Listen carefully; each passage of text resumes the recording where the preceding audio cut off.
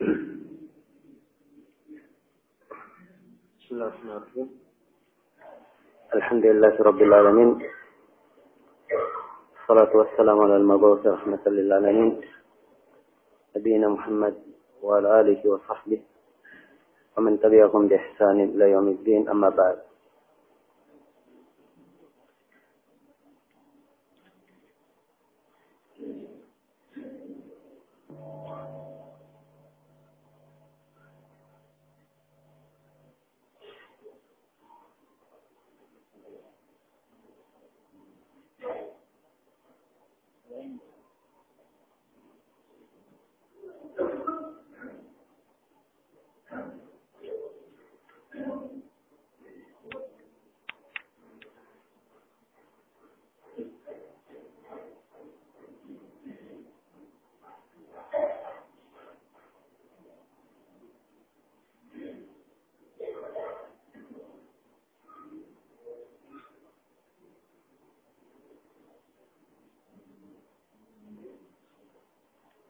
Banyak pertanyaan, kita jawab apa yang dimudahkan oleh Allah Subhanahu wa Ta'ala.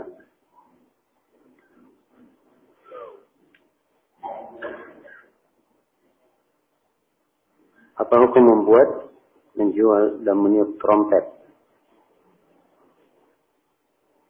Apakah semua alat bunyian yang ditiup termasuk trompet?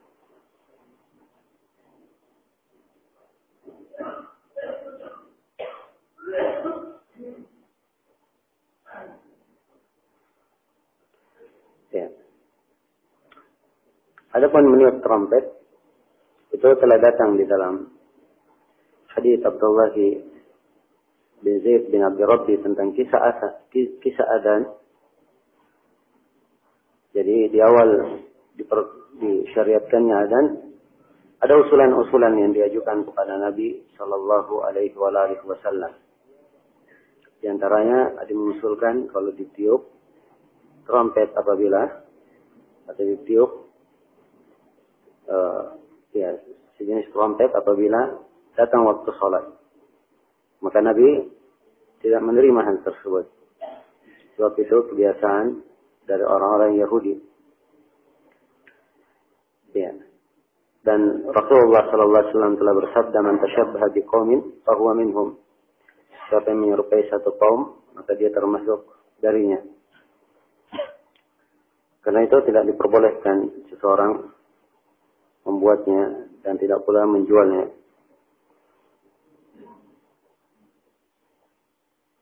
Apakah semua alat yang bunyinya ditiup termasuk trompet? Semua alat bunyian yang ditiup termasuk trompet? Ya, kalau dia mirip dengannya maka ia masuk dalamnya. Tapi jenis bunyian dan kadarnya, kemudian penggunaannya itu berbeda. Ya, mungkin saya di keadaan yang lain ada hal yang tidak dipermasalahkan. Bagaimana hukum bangun masjid dengan pakai mihrab? Tentang masalah memakai mihrab, ini ada dua pandangan di kalangan para ulama. Ada yang memandang hal tersebut sebagai perkara bid'ah yang tidak ada syariatnya. Dan ini mendapat sejumlah dari para ulama hingga hari ini. Dan Asyuti telah menulis sebuah risalah khusus tentang bid'ahnya mihrab. Yang demikian pula salah satu ulama Yaman, Syekh Muhammad bin Abdul Wahab Al-Usabi, dia juga menulis risalah khusus berkaitan dengan bid'ahnya mihrab. Sebagian ulama yang lain, mereka berpendapat bahwa mihrab itu adalah suatu ciri yang telah dipakai oleh umat Islam dari dahulu hingga hari ini dan tidak ada yang mengingkarinya. Karena itu mereka anggap sebagai masalah yang tidak mengapa. Dan di antara yang memfatwakan tidak mengapa adalah Syekh Shalih Al-Fauzan.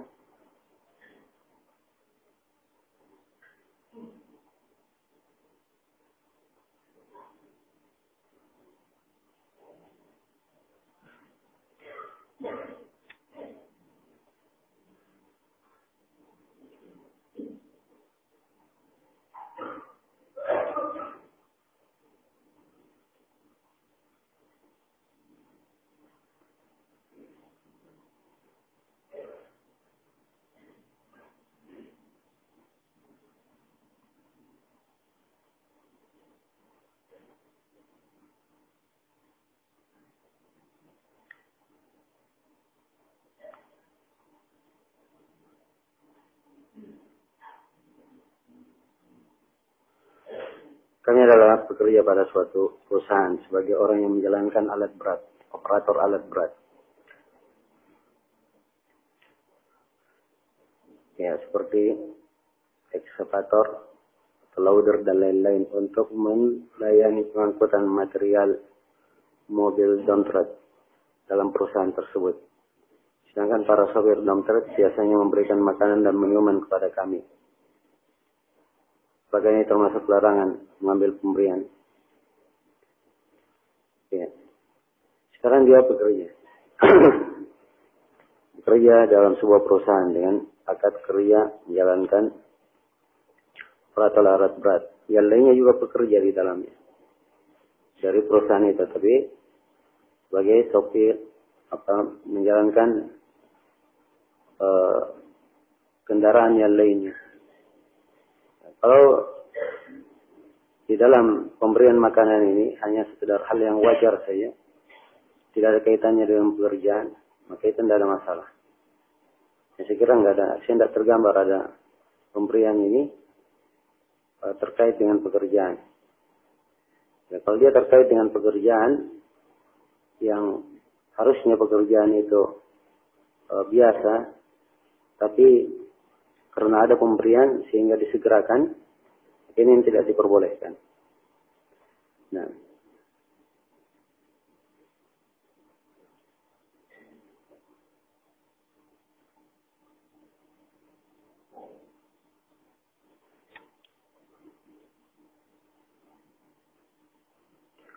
seorang mayit meninggalkan harta. Kemudian ahli warisnya sepakat untuk menyedekahkan hartanya. Apakah boleh seperti ini? Apakah pahalanya sampai kepada si mayit? Ya. Kalau mereka bersepakat dalam hal itu, maka tidak ada masalah. Ya, itu artinya mereka tanazul dari hak mereka. Dan tidak dipermasalahkan. Tentang masalah sampainya kepada si mayit, maka insya Allah ta'ala ini adalah hal yang tidak masalah dibentukkan.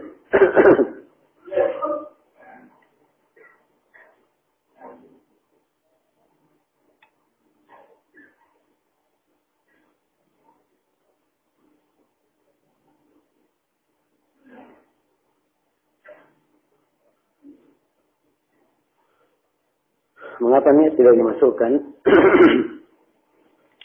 Mengapa niat tidak dimasukkan ke rukun sholat? Apakah niat di luar pekerjaan sholat? Pembahasan kemarin dimasukkan atau tidak? Hah? Rukun yang 14 yang kita katakan benarnya berapa? 13 saja. Ada niat di situ? Hah? Ada? Ya, kalau ada nggak ada masalah. Kalau enggak, yang bagi siapa yang memasukkannya tidak ada masalah. Yang tidak memasukkan karena itu sudah dimaklumi.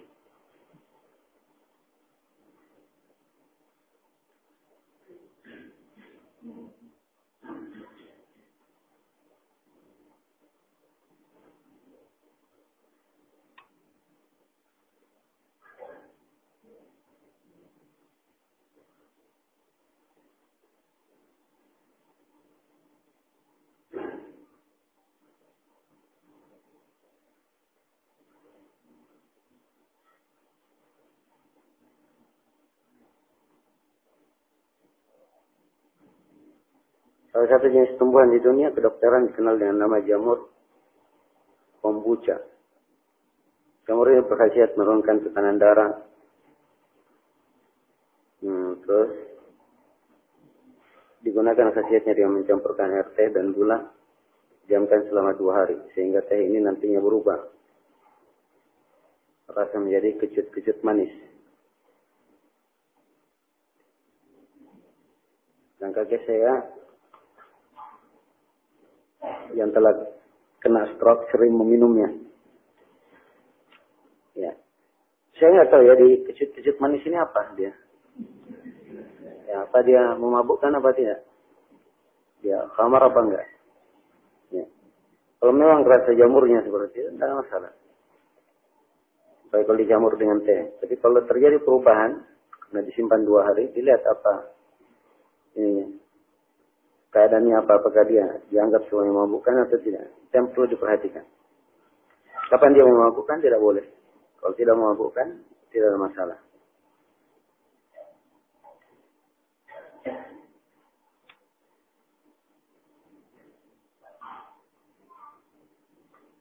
Apakah seorang perempuan boleh memakai celana di dalam rumah, misalnya celana tidur? Apakah termasuk wanita menyerupai laki-laki? Kalau pakaian celana untuk perempuan, maka tidak ada masalah. Tapi kalau celana laki-laki yang dia pakai, ini tidak diperbolehkan.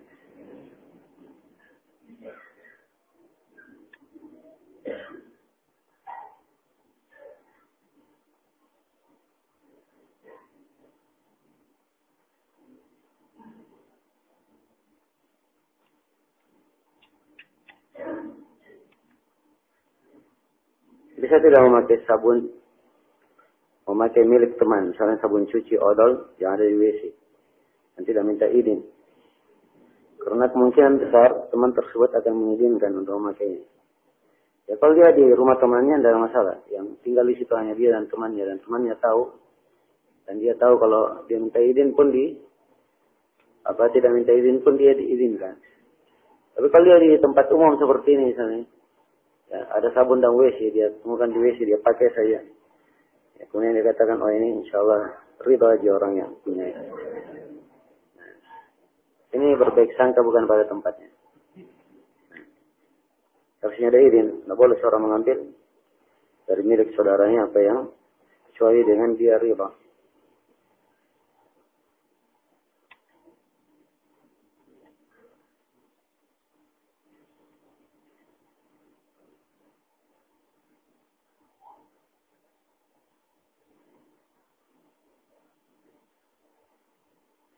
Apakah boleh dan bisa terjadi seorang perempuan tidak mengalami istihadah atau darah kotor karena merasa belum pernah mengalaminya? Kalau dia tidak istihadah darah kotor tapi dia haid, itu normal saja. Kalau dia tidak pernah mengalaminya, alhamdulillah, sebab itu memang keadaan-keadaan khusus. Ya, pada sebagian perempuan, dan semuanya memang terkena hal yang seperti itu. Adapun haid, namanya perempuan dia apa? Dia haid. Ya, kalau ada perempuan yang tidak haid, maka ini memang yang aneh. Ya. Tapi kalau dia tidak haid, ya mau diapakan? Ya.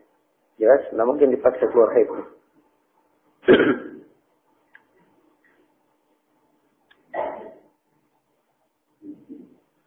Apa sebenarnya yang dimaksud dengan nikah siri? Bagaimana hukumnya dalam Islam? Ya. Nikah siri itu dari kata sir, artinya nikah rahasia. Ya, orang bilang. Ya, di istilah orang sekarang ini nikah siri. Ya, dia menikah. Ya. Dinikahkan hanya sebagian orang saja yang tahu. Nah. Dan untuk menjawab hal yang seperti ini, telah berlalu bersama kita di pembahasan nikah, ada syarat dan ketentuan nikah itu. Jadi sepanjang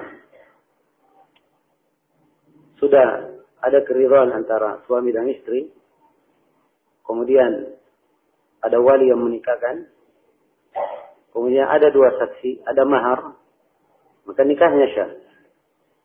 Ini dari sisi hukum syariat. Nikahnya apa? Nikahnya telah syah. Dan bagi siapa yang mensyaratkan saksi bermana dipersaksikan, yaitu diadakan acara, maka ini kurang nikahnya. Jelas ya?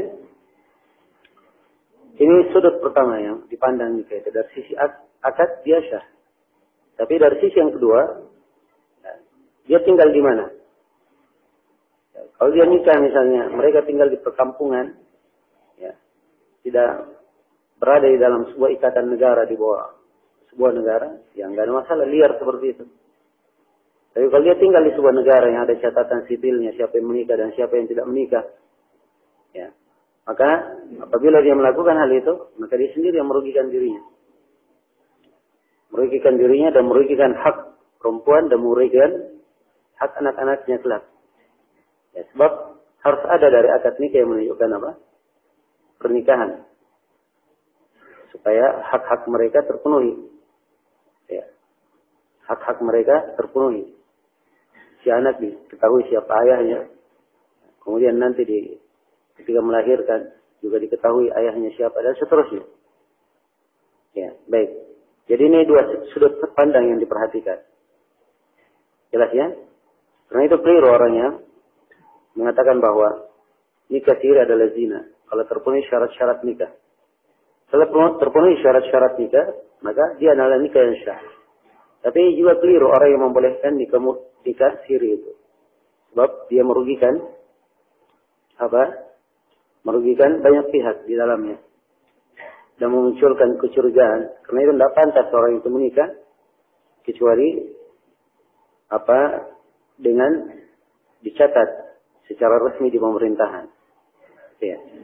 Jelas ya?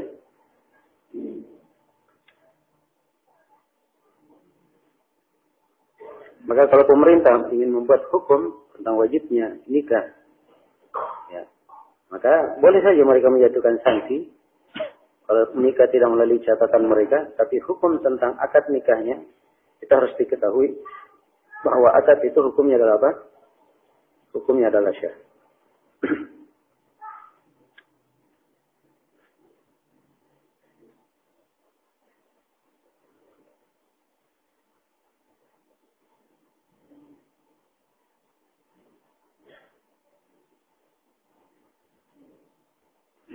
Apakah perempuan jika ditalak berarti suami harus mengucapkan kata talak?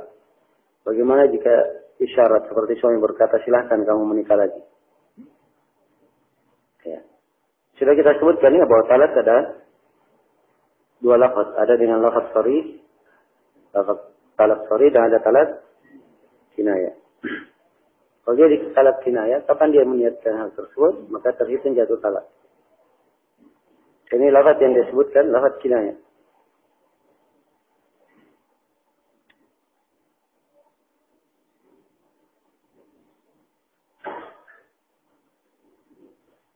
Budak yang dimiliki oleh 3 pemilik, berarti budak ini melakukan poliandri. Nah ini lain kisahnya. Dia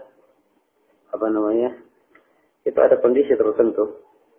Ya, bukan sekaligus dia menghadapi 3 orang. Tapi dia dimiliki oleh 3 orang, kemudian dijual lagi, dimiliki oleh orang pertama dijual, kemudian dimiliki oleh pertama dan dijual. Itu yang dimaksudkan. Ya. Ada syubhat di dalamnya. Ya. Yang harus disebutkan ya, diketahui bahwa apa yang disebutkan di dalam kisah, itu penyebutan kisah, bukan pembenaran. Yang hanya disebutkan adalah hukum di belakang kisah tersebut. Ya.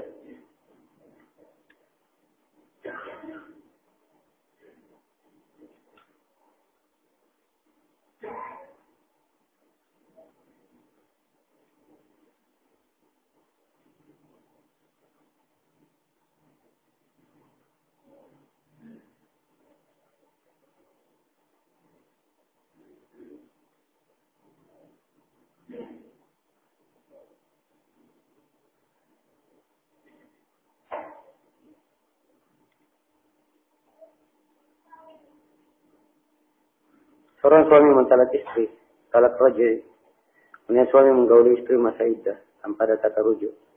Apakah dihitung rujuk? Iya, dihitung rujuk. Rujuk itu dengan dia menggauli istrinya atau dia dipersaksikan oleh apa? Seorang saksi.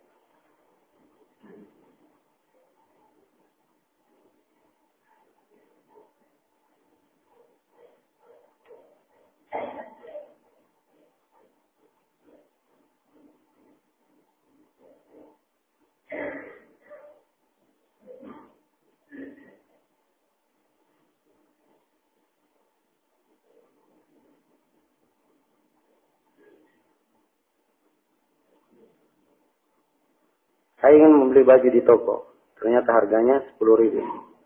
Saya tidak setuju. Lalu pindah ke toko C. Berada di samping toko B. Satu komplek ruko. Ternyata harganya 9.500. Maka A setuju dan membelinya. Apakah C termasuk menjual di atas jualan saudaranya? Nah, termasuk atau tidak? Tidak ya, dalam posisi ini. Sudah selesai. dia sudah putus dengan si A, ya, bahwa tidak jadi beli. Ya, artinya sekarang tidak ada ikatan apa-apa.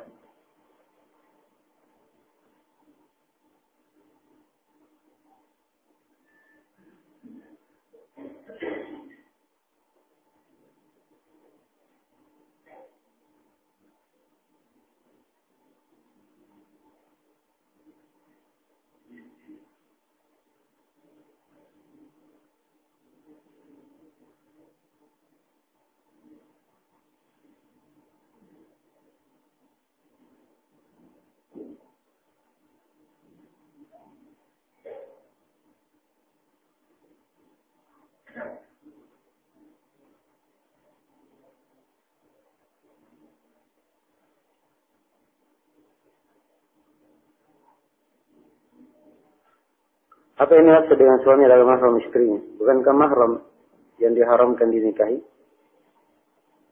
Hah? Ini telah kita sebutkan ya, bahwa kata mahram itu bisa bermakna dia mahram bermakna haram dia nikahi, atau mahram bermakna hubungan apa? Keluarga.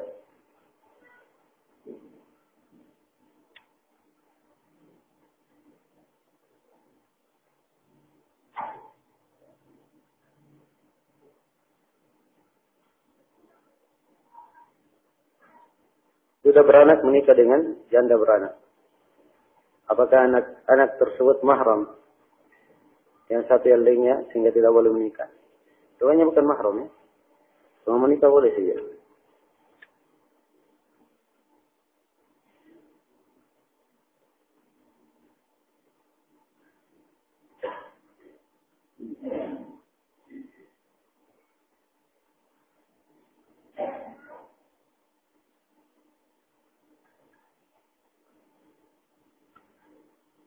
Suami mentihar istrinya.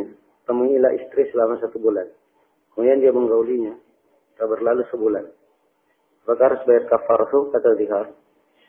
Kalau ilah dan dihar, kalau dia tentukan waktunya selama sebulan, maka kapan sudah berlalu sebulan, sudah tidak ada masalah. Ya sudah berlalu. Jelas? Tapi kalau dia tidak tentukan waktunya, dia tentukan sekian bulan dan dia lakukan hubungan sebelumnya, maka dia bayar kafar.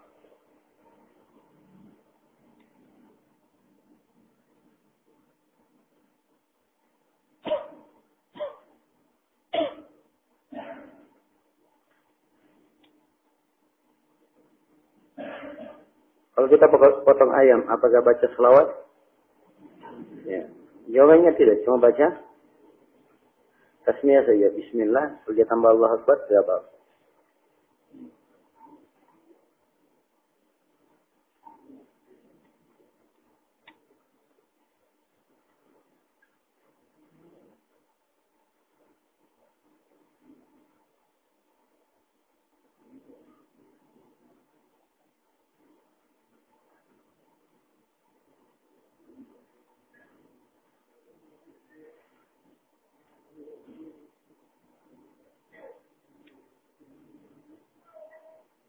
Saya mengontrak rumah. Pemilik rumah memberikan kepercayaan kepada si A. Pemilik rumah hanya menyewakan rumahnya 2 juta. Sementara si A menyewakan 2.300.000. Saya disuruh membayar ke pemiliknya hanya 2 juta. Si A meminta 300. Bagaimana hukumnya? Apakah saya harus serahkan? Ya kalau dia diwakilkan untuk menjual, ya diserahkan dia menjual sebagaimana diserahkan untuk menjual dan dia berhak untuk diserahkan untuk menyewakan dan dia berhak memberikan tawaran sewa berapapun. Kalau ada lebihnya tidak apa-apa. Tapi kalau dia hanya sekedar wakil semata, maka tidak boleh diserahkan kepadanya, tapi diserahkan kepada siapa? Pemilik rumah. Ya diserahkan kepada pemilik rumah, nanti dia berurusan dengannya. Maka dilihat dia kedudukannya apa di situ. Kalau dia diwakilkan, maka diserahkan kepada apa? Penjual rumah. Tapi kalau pemilik rumah menyerahkan ya manfaat itu kepadanya, lalu dia diberi izin untuk menjual manfaat itu atau menyewakan manfaat tersebut, kemudian dia lebihkan, maka di sini tidak ada masalah.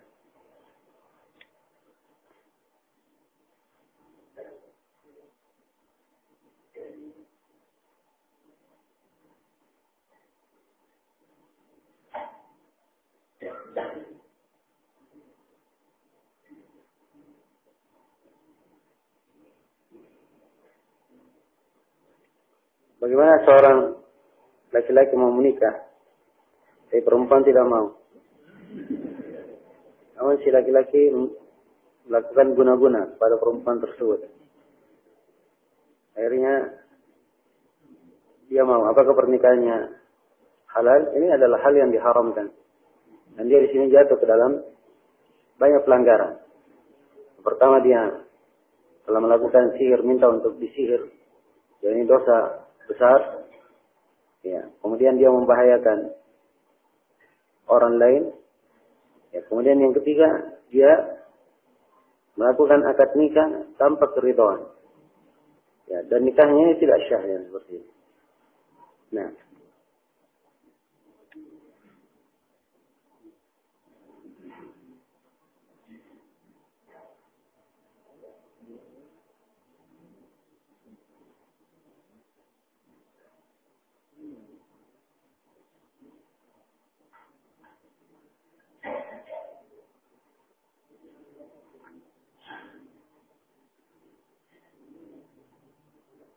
Kalau ada kubur di halaman masjid, syahkah salat di masjid tersebut? Kalau dia di halaman masjid, di luar dari bangunan masjid, salat di masjid itu syah. Salat di masjid itu syah. Hanya kalau ada masjid yang lain yang tidak ada kuburannya sama sekali, itu lebih afdal dia salat di situ. Jelas ya? Kalau kuburannya ikut dengan masjid, masa dalam bangunan masjid ini tidak diperbolehkan.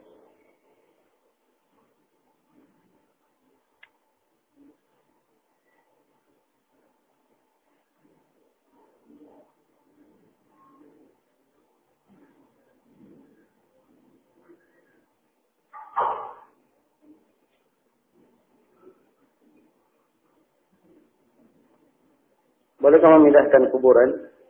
Sebab di halaman rumah kami ada kuburan. Satu kuburan orang Nasrani, anak orang Nasrani, dan satu kuburan orang Muslim.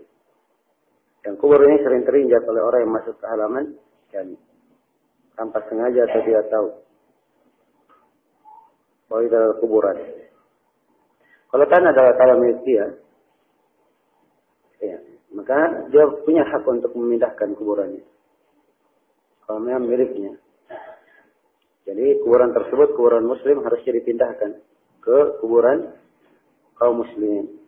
Kalau kuburan Nasrani dipindahkan ke kuburan yang khusus untuk mereka. Jelas ya? Ya.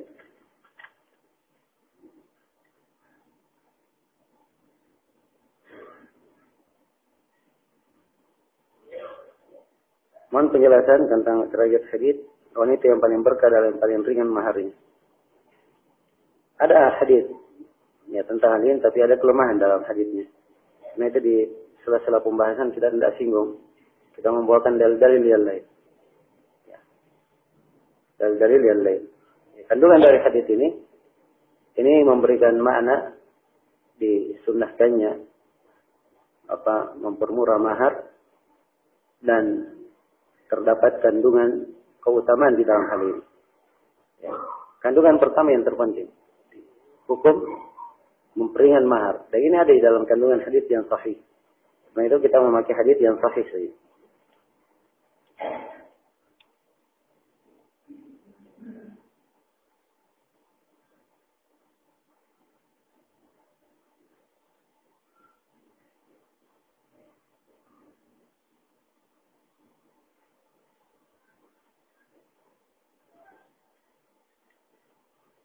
Apa hukumnya orang yang menjadi hakim yang dia tidak menggunakan hukum Islam? Apa hukumnya jadi PNS dalam hal ini? Ya. Dibedakan antara dua hal. Antara orang yang dia langsung terlibat di dalam masalah itu, dia berhukum dengan selain hukum Allah dan menjatuhkannya. Dan orang yang memberikan pelajaran. Ya. Adapun yang pertama, ini dia di dalam kekeliruan lebih jelas daripada yang kedua. Maka sepanjang sebuah pekerjaan dan di pekerjaan tersebut seseorang masuk ke dalam perkara yang maksiat kepada Allah, Ya, sebaiknya dia mencari pekerjaan yang lain. Dia mencari pekerjaan yang lain. Nah, itulah keadaan manusia berbeda-beda dalam beraneka ragam. Dan dia ketika mengajar misalnya, atau dia pegawai di dalam hal tersebut, ya kita juga perlu melihat apa jenis pekerjaannya. Maka sini karena ditanya secara umum, saya jawabannya secara umum seperti itu.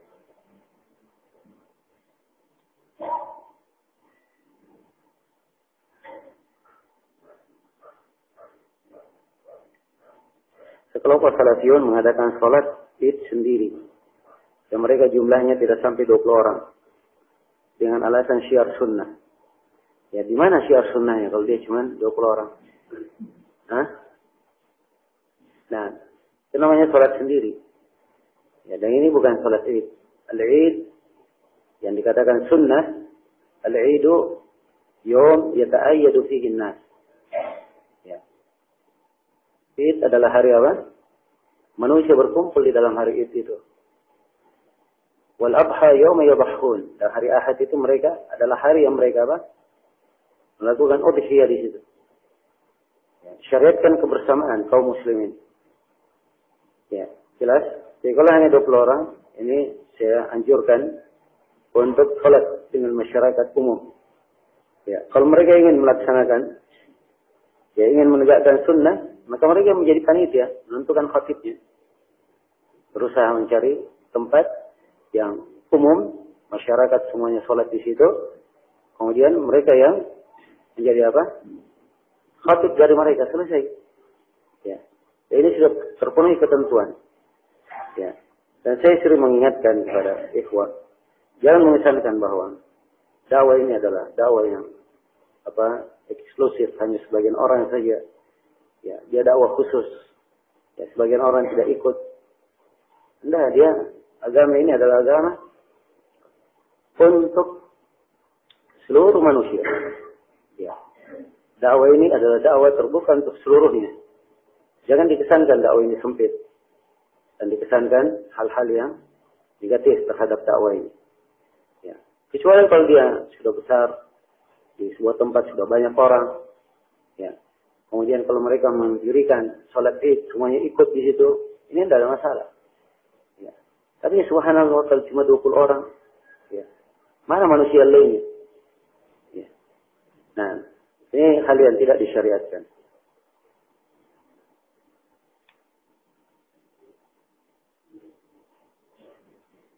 Dalam memandikan jenazah, apakah disyariatkan diwudukkan terlebih dahulu? Tidak ada disyariatkan terlebih dahulu. Langsung dimandikan dengan ketentuan yang telah kita terangkan. Ya, cuma di dalam memandikannya, kalau dia anggota wudhu ada 2, maka dimulai dari yang apa? Yang kanan. Dimulai dari bagian kanan si mayit.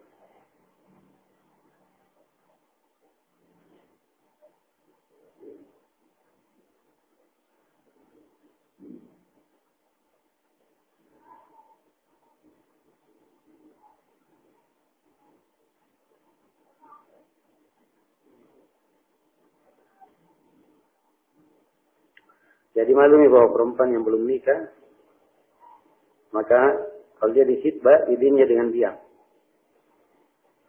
Bagaimana kalau perempuan yang belum pernah menikah, ketika dikhitbah, dia menangis?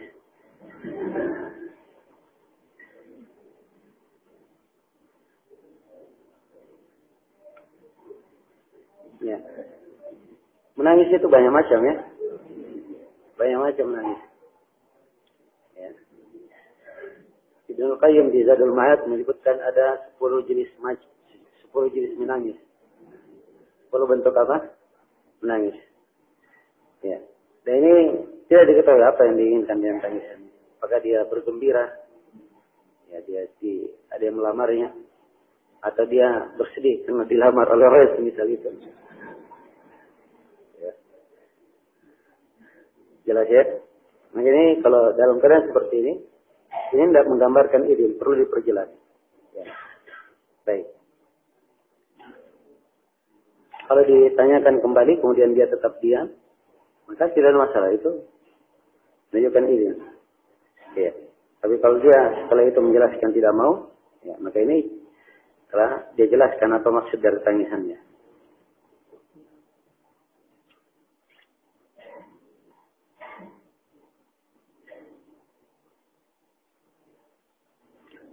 Seorang mandi junub biasa, bukan sempurna.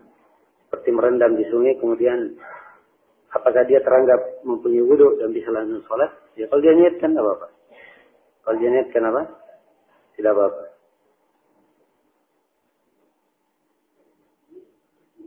Ya sebab dia tercakup dalam konteks umum. Hadits Aisyah, karena Nabi sallallahu alaihi wasallam la yatawaddau ba'dal ghusl. Adalah Nabi sallallahu alaihi wasallam beliau tidak berwudu setelah beliau mandi.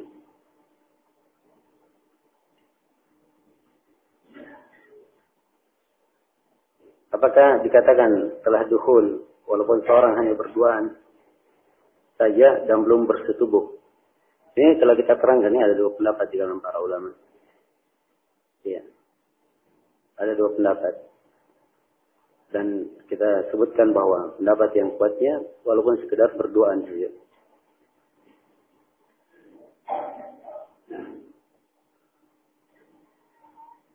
Ya.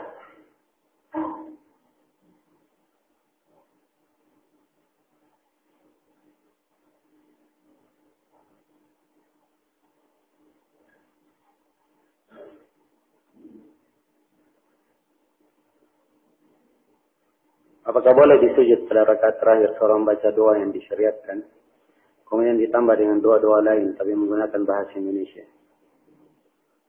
Dia kalau menggunakan bahasa Indonesia, ya, itu sebaiknya di doa di luar sholat. Kalau di dalam sholat, maka dia sebaiknya membaca doa-doa yang apa? Doa-doa yang mengandung bahasa, yang dengan bahasa Arab, apa yang diajarkan oleh Nabi Sallallahu Alaihi Wasallam. Apa hukum Islam terhadap orang yang menikah dengan iparnya? Ya. Kalau dia sudah bercerai dengan istrinya, maka tidak ada masalah. Dia menikah dengan siapa? Dengan iparnya. Tidak ada masalah. Tapi kalau dia bercerai, maka dia menunggu sampai istrinya selesai dari apa? Selesai dari iddahnya. Setelah selesai dari iddahnya baru boleh menikah. Ya, jelas ya? Karena itu ada teka-teki di dalam pembahasan fikih. Adakah perempuan yang kena iddah? Adakah laki-laki yang kena iddah? Hah? Ada laki-laki yang kena iddah? Ya. Misalnya yang kena iddah siapa? Perempuan. Tapi disebutkan beberapa bentuk laki-laki kena iddah. Ya, dalam artian dia tidak boleh menikah di masa iddah itu. Yang pertama, kalau dia mentalak istrinya, mentalak istri keempatnya. Dia punya 4 orang istri. Istri keempatnya dia talak, maka dia tidak boleh menikah sebelum talak bain terhadap istri keempatnya. Sebab sepanjang dia masih di masa iddah, dia masih status apa? Istri. Ini keadaan yang kedua yang kita baca tadi. Jelas ya? Jadi kalau dia menikah dengan seorang perempuan, ya bersaudara, sepanjang dia masih menikah dengan saudaranya, maka tidak boleh dia menikah. Kapan diceraikan? Dia tunggu sampai iddahnya selesai. Supaya sama sekali tidak ada lagi hubungan nikah. Setelah itu kalau ingin menikah, tidak ada masalah. Ya. Ini tentang pembahasan hukum. Ya. Pembahasan dari sisi hukum status nikahnya. Apakah dia layak menikah dengannya? Wah, ini ada pertimbangan lain tentunya. Ya. Apa yang menyebabkan dia menikah dengannya? Ya. Kalau misalnya istrinya meninggal, kemudian menikah lagi dengan adik istrinya, itu tidak ada masalah. Tapi kalau keduanya masih hidup, ya, dilihat apakah sebabnya ada permusuhan, atau memang sebabnya dia menceraikan karena apa namanya? Karena ingin menikahi saudaranya. Ya. Ini semuanya dipertimbangkan. Apa hukum meluruskan rambut bagi perempuan? Jawabannya tidak boleh ya. Tidak boleh dia melakukan hal tersebut. Sebab di dalam Al-Quran Allah berfirman, Fitrat Allah allati fatara an-nas 'alaiha la tabdila li khalqillah. fitrah Allah yang Allah menciptakan manusia di atasnya, tidak ada pergantian atau perubahan terhadap ciptaan Allah. Jelas? Maka tidak diperbolehkan dia merubah rambutnya kecuali atau merubah dari apa yang Allah ciptakan padanya kecuali kalau ada aib di dalamnya. Tidak dimiliki oleh kebanyakan orang. Ya, kalau ada aib maka tidak ada masalah dia merubahnya untuk mengobati aib atau menghilangkan aib. Tapi bukan merubah ciptaan Allah. Jelas ya, ini ukurannya. Ya, kalau misalnya rambutnya ada keriting misalnya, ya, manusia juga banyak kan rambut keriting, itu bukan aib. Jelas ya, itu bukan bukan aib. Maka untuk meluruskan di sini itu tidak ada alasan, tidak ada udzur yang syar'i. Jelas ya?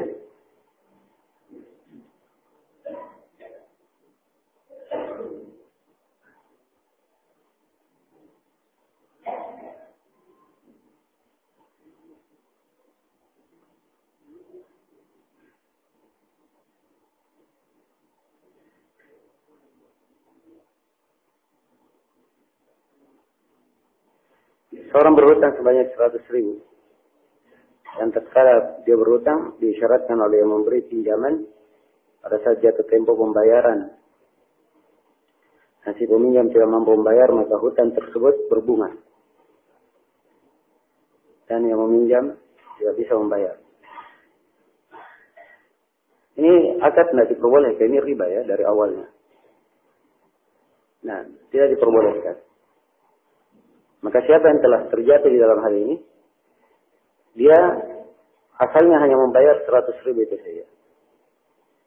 Kalau dia dipaksa untuk membayar lebih dan dia tidak bisa lepas darinya, maka dia bayar saja. Hanya sekedar ya dia tidak bisa lepas darinya. Jadi kalau dia bisa tidak membayarnya, dia nasihati orang yang meminjamkan, maka dia lakukan, dia nasihati hal tersebut, orang tersebut.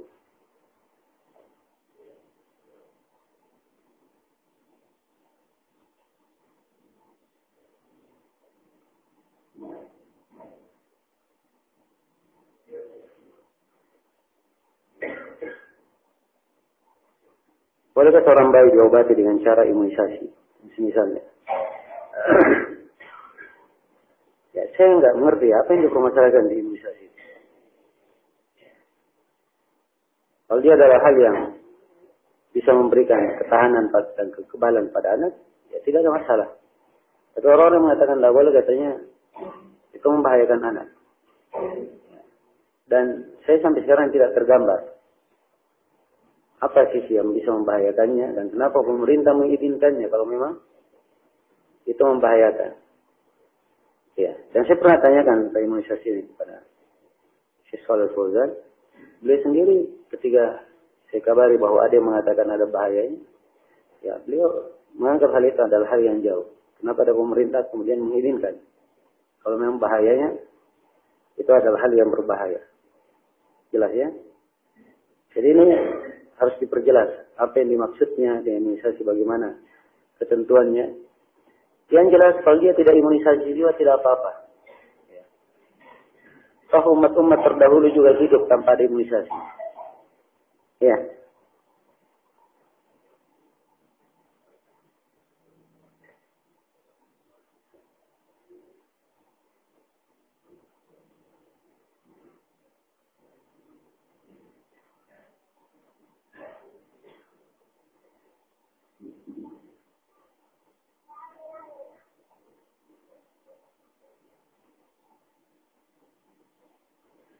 Ya, tentang imam salat wajib mengimami makmum yang salat sunnah dan sebaliknya. Ini telah kita terangkan ya bahwa boleh dalam salat berjamaah imamnya salat wajib, makmumnya niatnya salat sunnah. Demikian pula sebaliknya, imamnya niatnya salat sunnah dan makmumnya niatnya salat wajib.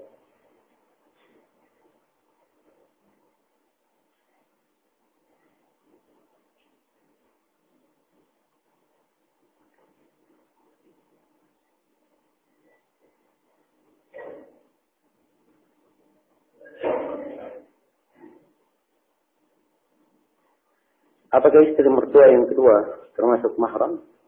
Iya, dia termasuk mahram sebab dia adalah ibu dari apa? Dari istri-istri kalian. Dalam Al-Quran dikatakan wa ummahatu nisaikum.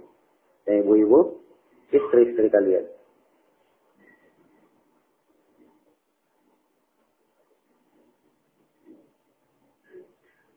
Saudara laki-laki ayah. Saudara laki-laki ayah, kain lain bapak. Maksudnya satu ibu. Saudara laki-laki ayah seibu dengannya. Apakah termasuk mahram bagi seorang perempuan?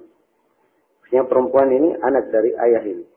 Iya, dia termasuk mahram sebab saudara ayahnya. Kapan dia saudaranya? Apakah saudara seayah dan seibu? Saudara seayah saja, saudara seibu saja, maka dia terhitung mahram. Bagaimana hukum jual korek api? Ya tidak ada masalah menjualnya. Ya, tidak ada larangan, kecuali kalau dia tahu bahwa korek api itu digunakan untuk hal yang salah. Ya, dia tahu misalnya bahwa korek api itu dijual untuk dipakai merokok saja, atau korek api itu dipakai untuk membakar rumah orang. Ya. Maka di sini dia diharamkan karena sebab. Jelas ya?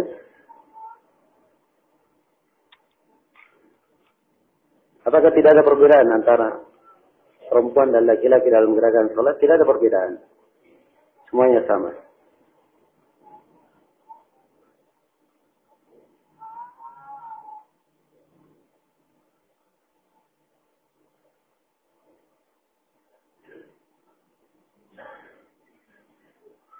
Mengapa budak boleh digauli tanpa dinikahi? Bukankah itu zina? Pokoknya tidak mengerti pelajaran ini. Tidak mengerti apa yang diterangkan. Dengarkan kembali ceramahnya supaya paham. Jelas ya? Dua yang dihalalkan untuk seorang perempuan bebas dengan jalur dinikahi dan budak yang dia miliki. Budak yang apa? Dia miliki.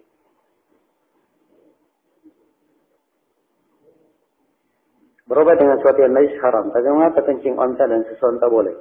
Susu onta boleh. Kencing onta itu diperkecualikan. Dan Nabi membolehkannya. Karena itu dibolehkan karena Nabi membolehkan. Selain daripada itu tidak boleh. Jelas ya? Nah, ini terbukti ya kencing onta, subhanallah. Ya, terbukti. Ya, bagi siapa yang meminumnya. Nah, kalau penyakitnya demam-demam saya, minum sekali insya Allah. Langsung bagus. Ya bukan kencingnya saja yang diminum. Ya, jelas ya? Susunya dicampur apa? Dicampur kencing. Kalau dia kencing saja dia minum, siapa yang mau minum?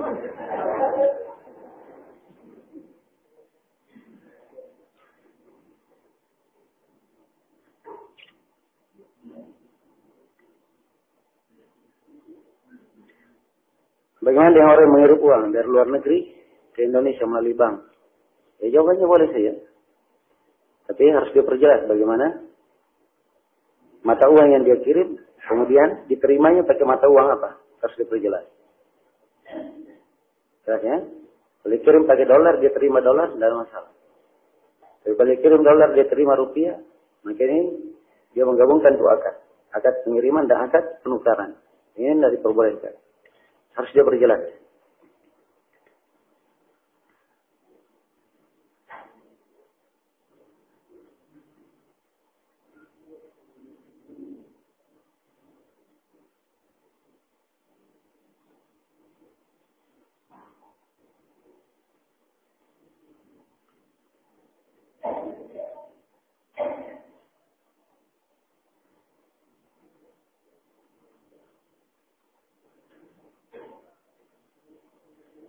Manakah yang menang dalam perkara apabila kesaksian si penuduh kuat?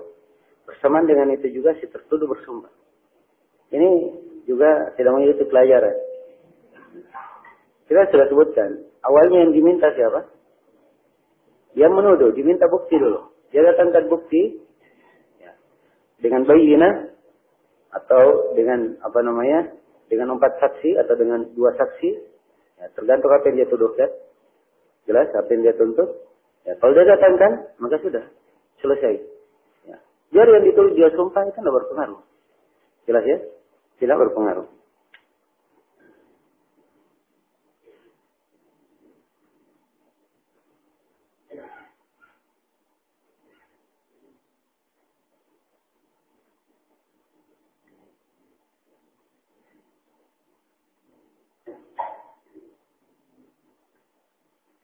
Bolehkah harta warisan itu dibagi rata di antara saudara, baik laki-laki maupun perempuan? Semuanya ridha. Misalnya tanah seluas 100 kali 100, masing-masing mendapat 25 kali 100, tanpa membedakan laki-laki dan perempuan. Ini kalimat semuanya ridha. Ya. Ini adalah hal yang kadang sebagai khilaf saja. Dari mana kita memberikan kaidah umum seperti ini? Kemudian hukum warisan untuk apa ditetapkan kalau tidak diterapkan? Maka asalnya dibagi secara warisan, itu asal. Kalau ada yang ingin memberikan jatahnya kepada orang lain silahkan. Tapi setelah apa? Setelah dibagi. Ya. Setelah dibagi warisan. Nah itu diterangkan hukumnya dalam Al-Quran dan ditekankan dengan penekanan-penekanan yang sangat banyak tentang warisan ini. Ya, sebab dia adalah hal yang dilaksanakan. Jelas?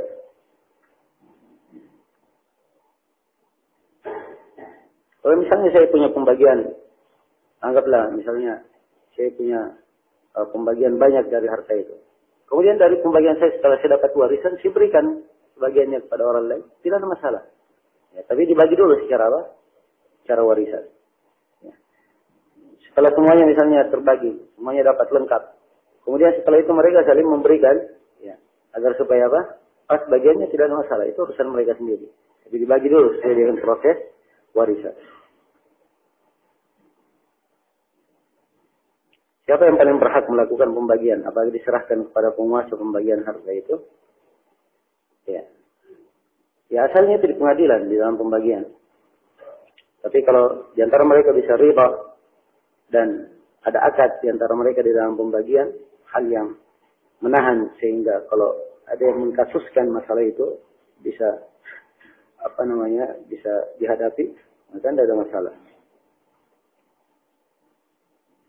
Jadi itu kita berbicara tentang bagian, itu pembicaraan dari sisi ketentuan fikihnya. Adapun penerapannya, kadang dia terkait dengan pengadilan, kadang dia terkait dengan pihak lain. Itu diperhatikan ya. Ini kaidah umum dalam memahami pelajaran yang telah lalu. Sudah lengkap sudah pemahaman kita. Jadi pelajaran yang telah lalu itu kita rinci. Ya. Hukum-hukumnya begini dan begini. Sebagian hukum yang diterangkan, itu ada yang memang urusan di pengadilan. Orang pengadilan yang menerapkannya. Ada sebagian hukum yang diterangkan, itu terkait. Di dalam pelaksananya ada hubungan dengan pengadilan. Jelas? Tidak ada yang sifatnya umum antara sama manusia. Ya.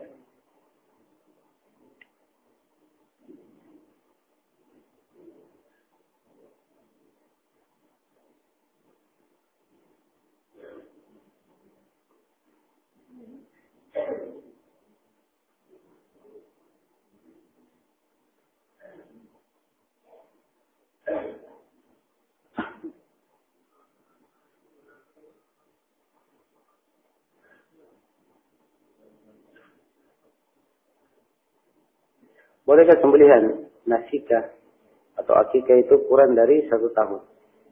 Ini nasikah disebut. Bukan nasikah ya, nasikah pakai K. Kalau akikah itu baru pakai Ki. Kakak sembelihan kemampuannya tidak sampai. Misalnya umurnya 6 bulan atau 8 bulan. Ya, saya sudah sebutkan ya bahwa dalam nasikah atau akikah itu dia tidak sama seperti apa?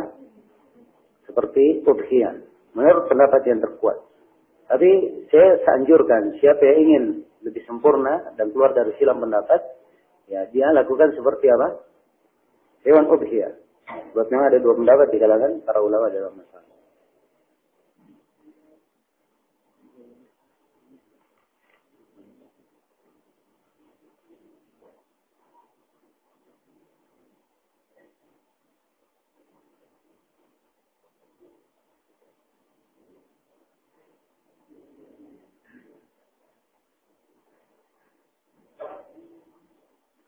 Mengapa air yang terkena najis tidak boleh diminum? Ya ini di pembahasan, kalau berlalu pembahasannya, ada terkena najis tidak boleh diminum. Itu hanya ditinjau dari sisi ma'alul umur. Akibat dari apa yang akan muncul. Dari sisi hukum asalnya, sepanjang dia suci, tidak berubah salah satu tiga adatnya, asalnya dia adalah apa? Ya, boleh untuk dipakai. Tahar maupun yang lainnya. Tapi ini hanya menimbang dari sisi apa? Ma'alul umur. Akibat dari sebuah perkara.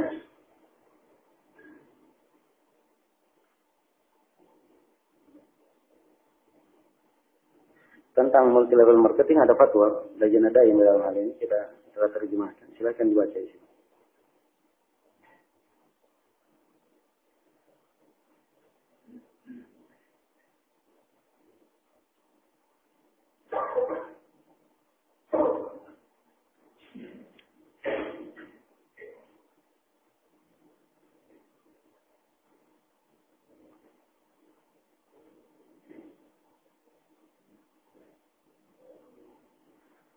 Tentang menikah dengan ahlul kitab, kita sudah terangkan bahwa ya, yang diizinkan hanya apa? Laki-laki muslim menikah dengan perempuan ahlul kitab. Sebaliknya tidak dibolehkan. Tidak diperbolehkan.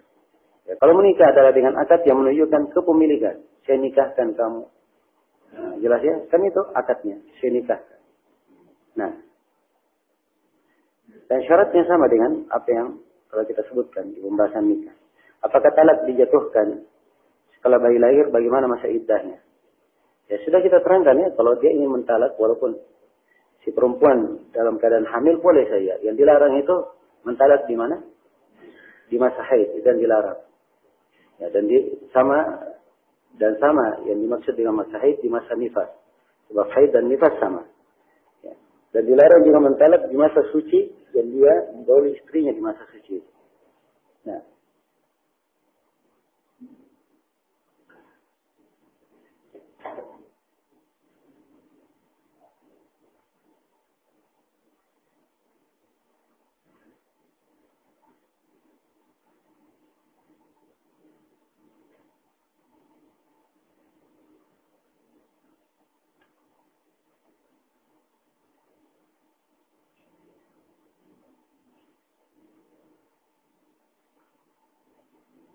Bolehkah kita membeli orang di luar negeri? Kemudian kita bawa ke wilayah kita dan kita perlakukan sebagai budak. Ini main-main dengan ketentuan. Budak itu bukan yang dibeli. Ya. Budak itu dari tawanan perang.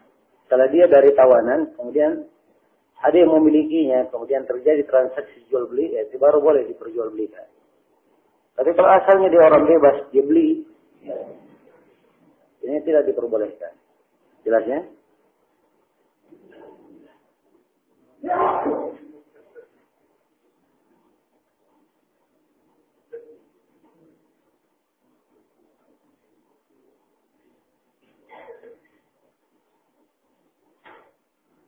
Apakah saya taklid ikut-ikutan bila mengikuti Ustaz? Di mana Ustaz pada saat orang mengatakan hadisnya lemah, tanpa mengatakan siapa-siapa yang melemahkan.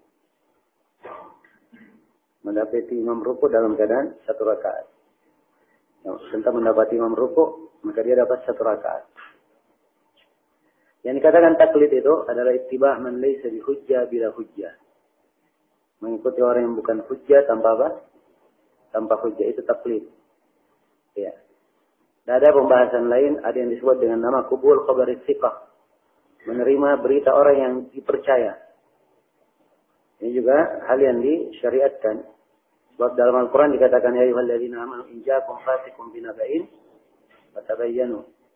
Ya, orang-orang yang beriman, kalau datang kepada kalian seorang yang fasik dengan berita, minta kejelasan. Artinya kalau dia bukan fasik, terpercaya, maka tidak perlu diminta kejelasan. Ya. Jelas ya? Baik. Tentang masalah taklid ini, tentang masalah taklid, ya, ikut-ikutannya bagaimana, maka dilihat, kalau dia punya ahliyah, punya kemampuan untuk membahas, maka dia bahas. Kalau misalnya ada yang silam pendapat dalam masalah hadis, ada yang menguatkan, ada yang apa? Melemahkan. Dia punya keahlian membahas, dia bahas. Ya, apa yang dia simpulkan dari pembahasannya, maka dia wajib mengikuti ilmu yang dia sampai kepadanya. Tidak boleh dia ikut-ikutan. Jelas ya? Kalau dia tidak tidak punya kemampuan membahas, maka dia lihat hujjah dari setiap orang yang mengatakan pendapat, yang mengatakan menguatkan apa hujjahnya, yang mengatakan yang melemahkan apa hujjahnya. Ya, dia baca, dia dengarkan. Jelas ya? Dia dengarkan. Ya. Kalau dia condong kepada salah satu dari keduanya, maka dia telah condong dengan pengetahuan. Maka ini tidak ada masalah. Kalau dia tidak bisa membedakan antara hujjah dan hujjah, taunya ada yang menguatkan, ada yang melemahkan, maka dia lihat dari kedua orang tersebut siapa yang lebih alim dari keduanya. Ya, jelas ya? Dan saya sebutkan di pertemuan yang telah lalu bahwa hadis tentang mendapatkan ruku dihitung 1 rakaat, ini kita katakan adalah hadis yang lemah. Adalah hadis yang lemah. Dan Imam Ibnu Katsir menyebutkan hadis man kana lahu imamun fa qira'atul imam lahu qira'ah. Siapa yang punya imam, maka bacaan imam itu adalah bacaannya ini oleh Ibnu Katsir dikatakan lemah dari seluruh jalan-jalannya. Ya, demikian pula hadis tentang apabila kalian datangi salat dan kalian dapati imam ruku, maka hitunglah 1 rakaat. Kalian tidak dapati imam ruku, maka hitunglah jangan hitung 1 rakaat. Ini terdapat di dalamnya seorang rawi, saya lupa namanya, dan Imam Al-Bukhari mengatakan dia mungkarul hadis. Ya, jelas ya. Dan dari para ulama yang melemahkannya adalah Syekh Muqbil rahimahullah. Ya. Jadi kadang saya tidak terangkan sebab antum sendiri tahu bahwa kondisi daurah ini bukan kondisi untuk merinci. Dan memang saya tidak mempersiapkan pelajaran untuk merinci dan membawa pembahasan untuk hal itu. Yang kita lewat di pelajaran Bulughul Maram hadis ini, maka dia terkait dengan hadis di dalam buku. Saya harus terangkan di mana kelemahannya, apa bentuk kelemahannya. Ya, jelas ya? Baik.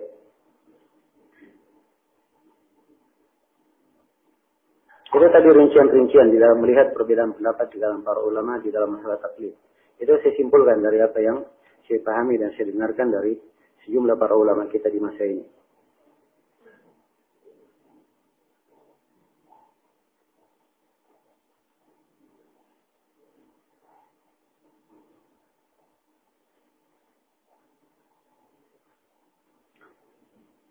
Saya pernah menjadi imam. Pas tahiyat kedua, saya lupa duduk tahiyat kedua. Ya, langsung berdiri. Sudah tegak. Kemudian makmum menegur saya. Tapi saya tidak turun. Tapi setelah salam, saya sujud sahwi 2 kali. Apakah perbuatan saya ini benar atau salah? Ya, kalau salah, apakah saya berdosa? Ini tahiyat kedua ya. Ya, tahiyat kedua. Kalau dia tahiyat kedua, kapan dia tegur? Tidak halal dia lanjutkan. Kalau dia tahu dirinya salah. Kalau dia sengaja, ya, melanjutkannya maka batal salatnya. Sebab dia menambah 1 rakaat dengan sengaja. Dia menambah 1 rakaat dengan apa? Sengaja. Artinya dia menambah salat. Ya, dan ini membatalkan salat. Jelas? Batalkan salat. Harusnya ketika dia tegur, ya, maka dilihat keadaan dirinya. Kalau dia yakin dengan teguran itu, maka dia wajib turun. Kalau dia tidak yakin, dia lebih percaya dirinya, ya sudah dia lanjutkan saja. Ya. Kemudian dia salam sudah sahwi, sudah cocok. Jelas ya? Tapi kalau dia ditegur, setelah dia tegur, dia tahu bahwa dirinya salah, tetap dia lanjutkan, ini namanya keras kepala. Ya. Dan salatnya batal. Baik. Kalau tahiyat kedua atau tahiyat pertama, ini tahiyat kedua ya. Kalau tahiyatnya pertama dia sudah terlanjur berdiri, ditegur, ya, maka ini harusnya apa? Dia tegurannya itu untuk mengingatkan bahwa dia lupa saja. Dia tidak boleh turun. Lanjutkan apa? Lanjutkan salatnya. Sebagaimana Nabi SAW ketika beliau lupa tasyahud awal, beliau melanjutkan salat.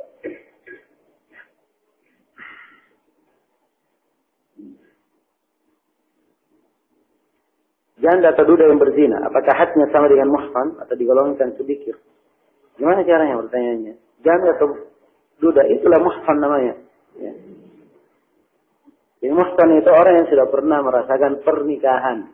Kita sudah berikan kasih ketentuan kemarin. Muhsan itu adalah orang yang sudah menikah dengan akad nikah yang syah. Kemudian dia sudah melakukan hubungan dikubul walaupun sekali. Ya. Tidak cukup rincian yang kemarin. Diperhatikan ya. Ini terkait orang yang masih dalam status nikah atau sudah menjadi duda atau janda.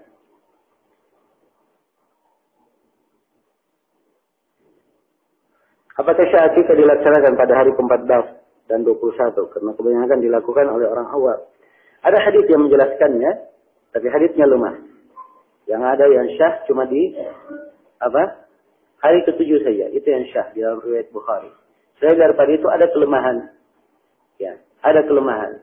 Tapi kalau misalnya dia melakukan, ya, karena ada dari fatwa para sahabat yang memfatwakannya, ya saya kira kita tidak mempermasalahkan hal tersebut.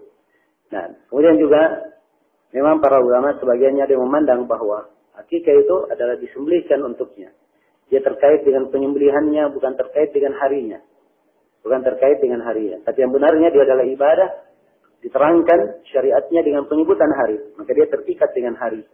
Maka kapan sudah berlalu waktunya, dia dianggap sebagai ibadah, yang sudah lewat waktunya tidak disyariatkan lagi. Ini pendapat yang benarnya. Nah,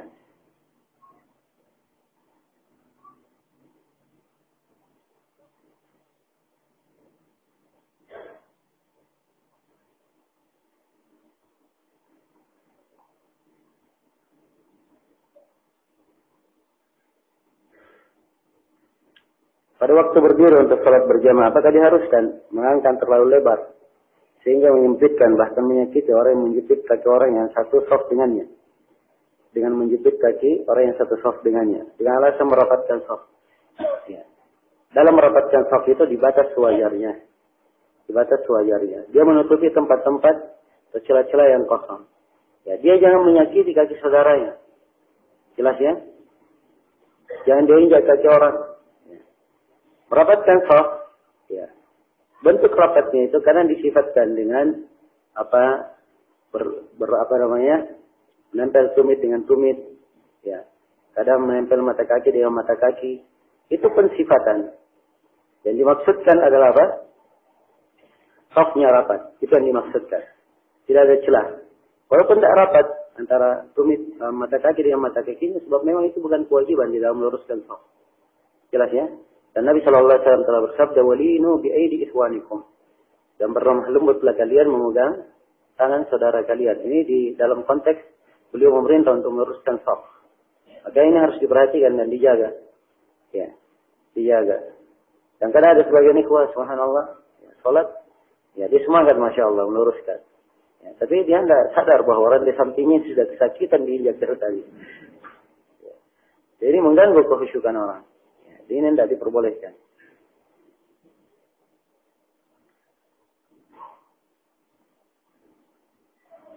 Apakah boleh menjamak salat ketika kita berada di kebun atau di sawah dalam keadaan sibuk? Ya, kalau dia mendengar adzan dan dia mungkin mendatangi adzan itu, dia datangi. Tidak boleh dia salat di kebun atau di sawahnya. Jelas ya?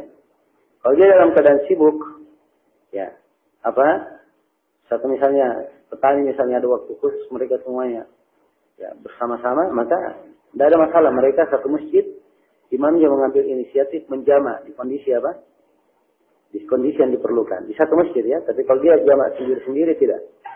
Jamak sendiri-sendiri ini tidak diperbolehkan. Ya. Dan ini kalau pekerjaannya seperti yang disebut di sini di kebun atau di sawah, ini tidak ada kan kondisi darurat, bukan orang yang berperang ini. Dia mungkin untuk berhenti kemudian Kemudian sholat. Baik.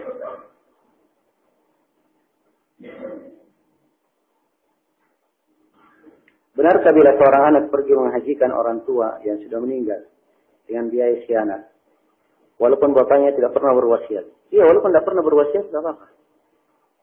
Ya, dan kalau si anak menghajikan dari uangnya sendiri, maka itu adalah kebaikan dari si anak untuk orang tuanya. Syah dia menghajikannya. Ya, jelas ya?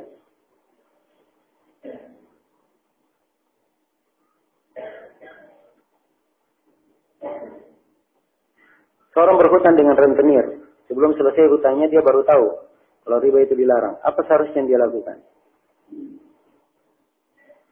Apakah dia boleh merubah akad hutang rentang menjadi bagi hasil? Ya tidak, ya itu hila untuk riba namanya kalau dia rubah. Itu hila untuk berbuat riba. Sekarang sisa dia berlepas diri darinya. Kalau dia tidak mampu, sehingga kalau dia melepaskan diri tidak membayar, dia akan dituntut dan kena bahaya, maka ya dia membayarnya karena terpaksa, bukan karena karena riba. Nah,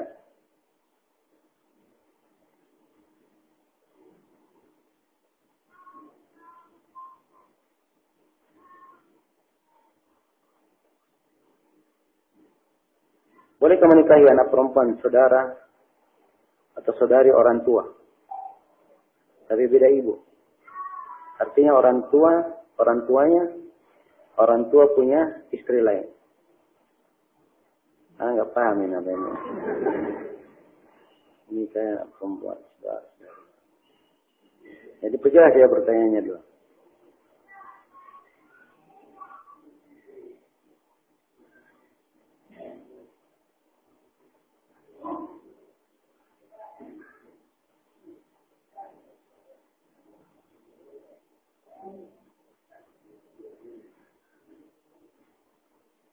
Ini sudah kita terangkan ya masalah talak. Ya, dalam satu pembahasan khusus kitab talak. Kitab tentang talak kita sudah terangkan. Jadi periksa kembali. Diterangkan lagi ya, artinya kita ulangi lagi orangnya.